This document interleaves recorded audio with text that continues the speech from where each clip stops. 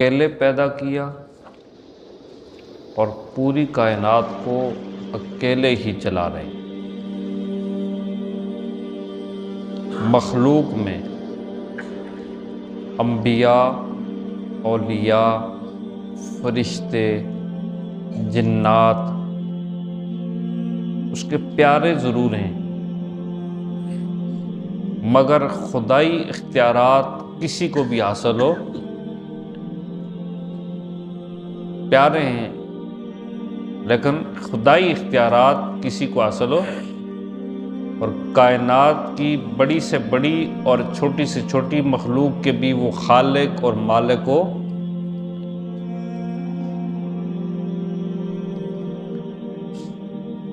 تائید کے طور پر میں نے سورہ احقاف کی آیت نمبر 4 سے 8 تک 3-4 آیتیں وہ دکھائی تھیں، پھر سورہ فاطر کی آیت نمبر 13 آپ کو دکھائی تھی۔ اللہ کے علاوہ جن کو تم پکارتے ہو وہ قطمیر کے بھی مالک ہو، اور قطمیر کیا ہوتا ہے جی؟ کھجور، اس کی گٹلی اور گٹلی کے اوپر جو جھلی ہے، ہاں اللہ کے علاوہ مخلوق اس جھلی کی بھی مالک ہو۔ پھر کہیں اللہ تعالیٰ نے کہا ایک ذرے کے مالک بھی، کہیں فرمایا تل کے برابر بھی، ایک تل کا دانہ، کہیں اللہ تعالیٰ نے سمجھایا کہ ایک رائی کے دانے برابر بھی انہوں نے مخلوق میں کوئی چیز پیدا نہیں۔ اور کل کے سبق میں آپ نے کیا سنا؟ ساری دنیا مل کر ایک مکھی پیدا کرنا چاہے تو مکھی بھی پیدا وہاں ہونا۔ پھر کہا پیدا کرنا تو بڑے دور کی بات ہے، اگر مکھی ان سے کوئی چیز چھین کر لے جائے تو چھڑا بھی نہیں سکتے۔ اور آخر میں کہا ضعف الطالب والمطلوب، کہاں پیدا کریں گے اور کہاں چھڑائیں گے؟ ضعف طالب والمطلوب، جس سے مانگا جا رہا ہے وہ بھی کمزور ہے، اور جو مانگنے والا ہے وہ تو ہے ہی کمزور ہے۔ اور آخر میں بطور شکوہ رب کہتا ہے ما قدر اللہ حق قدری، جس طرح میری قدر کرنے کا حق تھا مخلوق نے، اس طرح میری قدر ہو۔ شفقت اور کرم اور مہربانی کا معاملہ کرتے ہیں، درگزر کر دیتے ہیں، نظر انداز کر دیتے ہیں، معاف نہیں کرتے۔ شرک معاف نہیں ہوگا،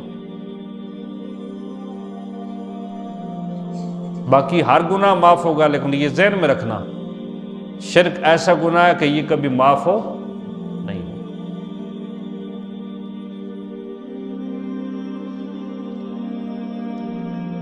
اتنا کچھ سمجھانے کے باوجود بھی لوگ غیر اللہ کے در پہ جاتے ہیں، جو جاتے ہیں اللہ تعالیٰ نے ان کو بڑے عجیب انداز سے سمجھایا۔ قرآن کتنی عظیم کتاب ہے، لیکن انسانی ذہنوں کا، ان کے درجوں کا کیسے خیال رکھا۔ کہیں الفاظ ہیں پوری دنیا کو چیلنج ہے، تم عربی دان ہو، فصیح ہو، بلیغ ہو، الف لام میم 3 لفظ عربی ہی کے تو ہیں نا، ترجمہ کر کے بتاؤ۔ الف لام میم کر کے ترجمہ بتاؤ نا۔ کہیں پھر چیلنج کیا قرآن جیسی ایک آیت لے کے آؤ، کہیں کا ایک سورت لے کے آؤ، کہیں کا 10 سورتیں لے کے آؤ۔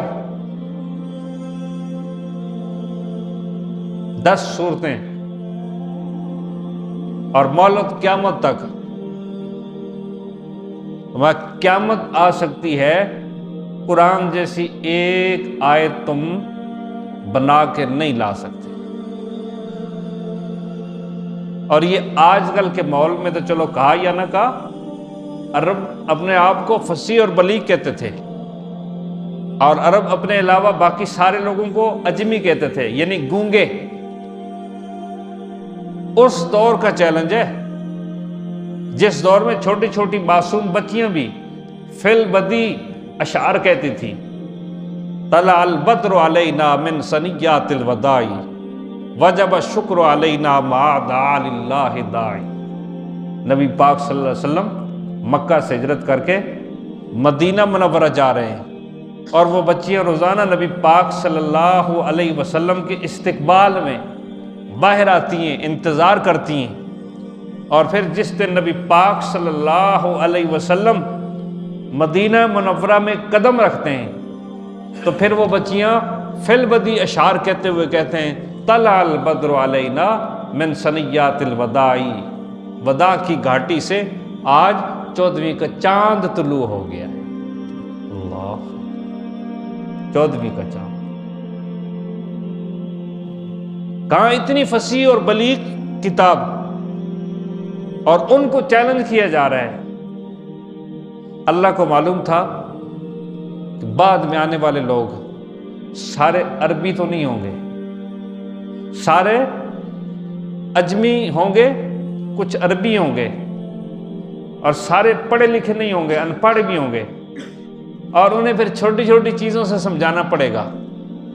تو اس لیے اللہ کہتا ہے جب میں توحید سمجھانے پہ آ جاؤں تو پھر مکھیوں اور مچھروں کے مثالیں دیتا ہوں، اور مجھے یہ مثالیں دیتے ہوئے شرم بھی نہیں آتی۔ یہ مکھیاں اور مچھروں کی مثالیں دیتے ہوئے اللہ کہتے ہیں مجھے شرم نہیں آتی۔ اس لیے کبھی شہد کی مکھی کو سورت کا نام رکھ دیا سورۃ النحل، کبھی النمل چمٹی، اس پوری سورت کا نام ہے سورہ عنکبوت۔ عنکبوت کہتے ہیں مکڑی کو۔ تو اللہ تعالیٰ کہتے ہیں، آیت کی طرف آئیں، ذرا سامنے کھولیں، آیت نمبر ہے جی 41، صفحہ نمبر 362۔ مثل الذین اتخذوا من دون اللہ اولیاء، مثال ان لوگوں کی، جس طرح کل مثال دے کے سمجھایا، یا ایھا الناس ضرب مثل فاستمعوا لہ، لوگوں دل کے کان کھول کے سن لو، رب ایک مثال بیان کرنے لگا ہے۔ تو یہاں بھی اللہ تعالیٰ مثال دے کے سمجھا رہے ہیں، مثال ان لوگوں کی اتخذوا من دون اللہ اولیاء، اتخذوا من دون اللہ، بنائے اللہ کے علاوہ اولیاء، کارساز، کام بنانے والے، بگڑیاں بنانے والے، اللہ کے علاوہ بگڑیاں کون؟ اللہ۔ اللہ کے علاوہ حاجتیں پوری کرنے والا کوئی بھی نہیں ہے۔ حاجتیں پوری کرنے والا کون؟ اللہ۔ انسان کی ضرورتیں پوری کرنے والا کون؟ اللہ۔ اور اولاد دینے والا کون؟ اللہ۔ رزق دینے والا کون؟ اللہ۔ رزق میں برکت دینے والا کون؟ اللہ۔ حقیقی بادشاہت کس کی؟ اللہ کی۔ کائنات کا ذرہ ذرہ رب کے بغیر ہل بھی نہیں سکتا، اور کائنات کے ایک پتا بھی ہلتا ہے تو رب کے حکم سے ہلتا ہے۔ اس لیے فرمایا جو لوگ بناتے ہیں اللہ کے علاوہ اور لوگوں کو کارساز، کمثل العنکبوت، کمثل العنکبوت، ان کی مثال تو عنکبوت کی سی ہے۔ ان کی مثال کیا ہے جی؟ عنکبوت کی سی ہے۔ وہ کیسے؟ اتخذت بیتن، اتخذت بیتن، کہ وہ بناتی ہے گھر،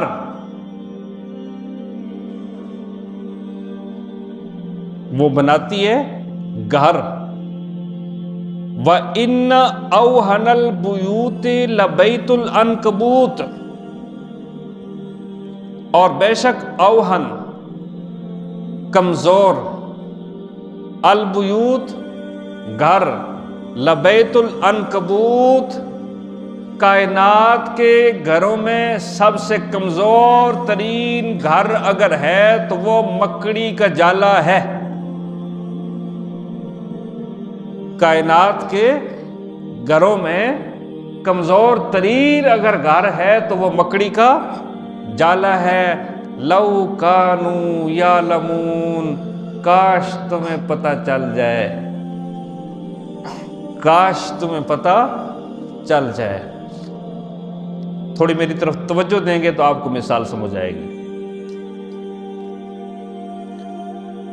گھر بندہ بناتا ہے تو گھر بنانے سے پہلے نقشہ بنایا، نقشہ بنانے کے بعد گھر بنانے کے لیے پہلے کھدائی کی جاتی ہے اس کی بنیادوں کی،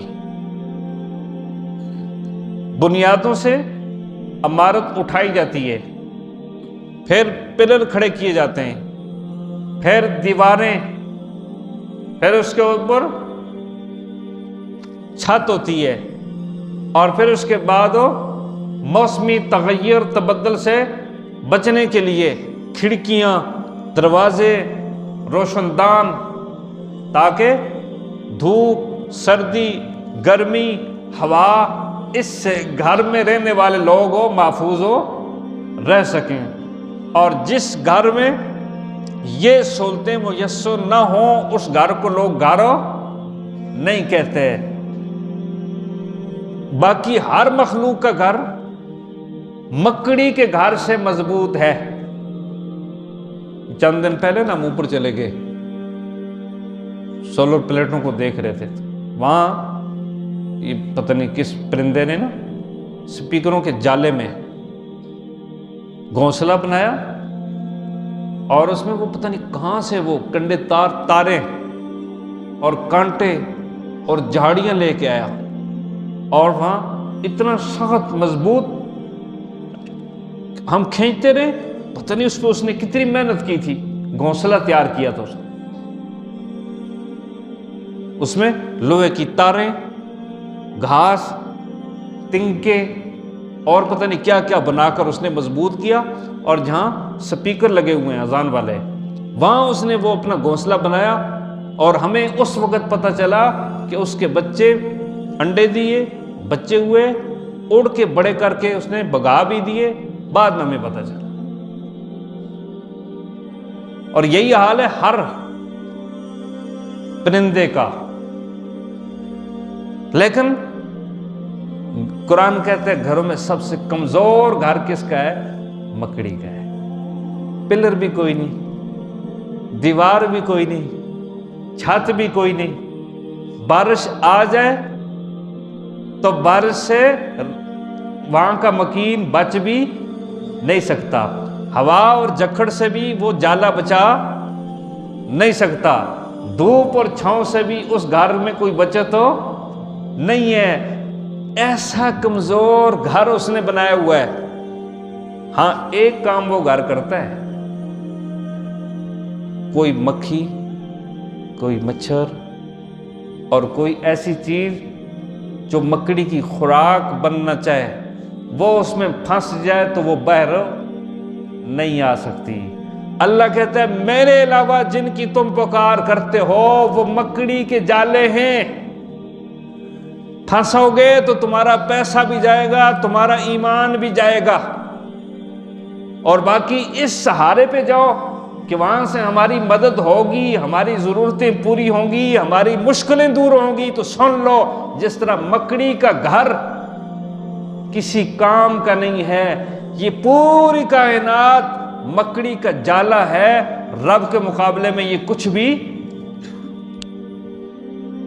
میں ایک بیان سن رہا تھا مولانا عمر پالنپوری رحمۃ اللہ علیہ کا 1996 کا بیان تھا رائبنڈ اجتماع کا. اللہ اکبر. اس آیت کو وہ پڑھ رہے ہیں وجد کے ساتھ. اس آیت کو ایک وجد بڑے انداز میں پڑھ رہے ہیں. مثل الذین اتخذوا من دون اللہ اولیاء کمثل العنکبوت. مثل الذین اتخذوا من دون اللہ اولیاء کمثل العنکبوت اتخذت بیتا وَإِنَّ أَوْهَنَ الْبُيُوتِ لَبَيْتُ الْعَنْكُبُوتِ لَوْ كَانُوا يَعْلَمُونَ. اس آیت کو بار بار پڑھتے جا رہے ہیں اور ساتھ ساتھ کہہ رہے ہیں اللہ کے علاوہ پوری کائنات کوئی اپنے آپ کو سپر پاور کہنے والا، اپنے آپ کو طاقتور سمجھنے والا، رب کے ہاں اس کی حیثیت مکڑی کے جالے سے بھی کمزور ہے. کائنات کی حیثیت کیا ہے رب کے مقابلے؟ ہم اتنے بڑی عظیم ذات کو چھوڑ کر اپنی ضرورتیں پوری کرنے کے لیے کس کے پاس جاتے ہیں؟ مخلوق کے پاس جاتے ہیں. اور مخلوق کی حالت کیا ہے کہ وہ مکڑی کے گھر اور مکڑی کے جالے کے برابر بھی ان کے پاس کوئی اختیارات ہو. پر یہ قرآن کا ایک انداز ہے اپنے سمجھانے والوں کو کہ سمجھ جاؤ، باز آ جاؤ. اگر باز تم نہ آؤ گے تو رب کی پکڑ بڑی پھرو سخت ہے. جو کہا سنا اللہ پاک عمل کی توفیق نصیب فرمائے.